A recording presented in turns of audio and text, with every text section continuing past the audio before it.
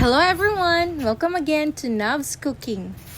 Magluto kita karon og simpleng sudan nga pwede nato i-store good for 2 weeks. First is ako ang gilimpyuhan og gipeel off ang shrimp, and by the way guys, 8 pieces lang ni siya worth sab og 80 pesos. Gisunod dayon ako paglimpyo ang manok, and half ni siya sa whole nga chicken. Ako lang gikuha ang puro nga meat, then giset aside nako ang mga bukog-bukog para magamit pa nako sunod nga mga luto. Akong nabayad sa chicken is 115 pesos lang, half sa whole nga chicken. So humana naman ta sa mga meat, dito na punta sa mga veggies, sama sa carrots. Una na ko gipeel off ang carrots, duha ka buka akong gigamit ani nga carrots guys para daghan sa og veggies. Since pinuhon man ni siya nako guys, so gislice sab nako siya daan kay aron dali na nako pag-grind unya. Nagpalit sab ko og spring onions, duha ka stalk ni siya guys, kay ganahan mo kog spring onions labi na og maghimo kog mga meatballs or maghimo ko og lumpia, lami jud pag naay spring onions.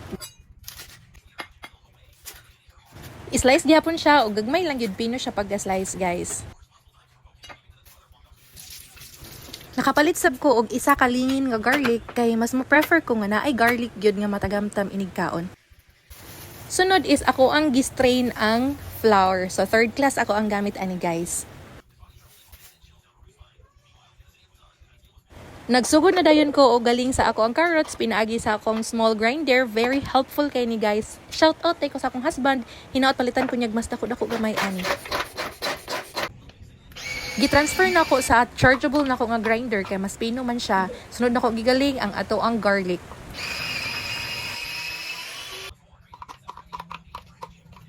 Nagpalit sab ko og isa ka lingin nga onion. Human magaling, amo ana dayon siyang giset aside. Sunod gigaling is ato ang shrimp.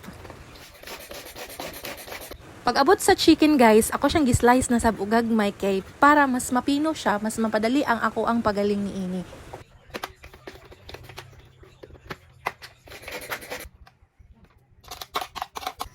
Tapos gimix na nako ang chicken, ang shrimp, ang carrots, garlic, onion, spring onions.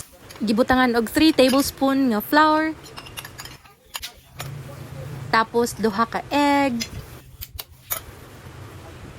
Yan. And after ni ana, ako ang gitimplahan sa ato ang salt. 3 teaspoon.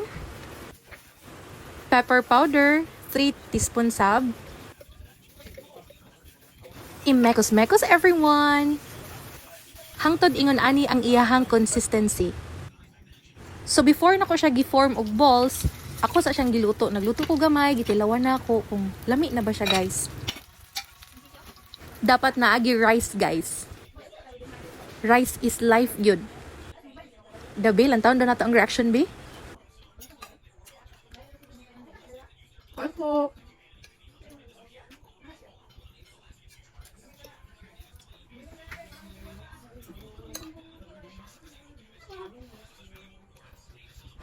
Napalami jud ako ang kaon ani nga time guys kay super gutom na gyud, and after nako nagkaon, since nagluto na ko padayon gamay para ipare sa ako ang rice, nagform na dayon ko og mga balls, and ako siyang gi-roll sa ato ang breadcrumbs, and tadan 50 balls akong nahimo all in all.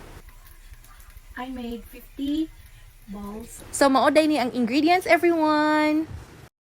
Thank you so much for watching. I hope you enjoy.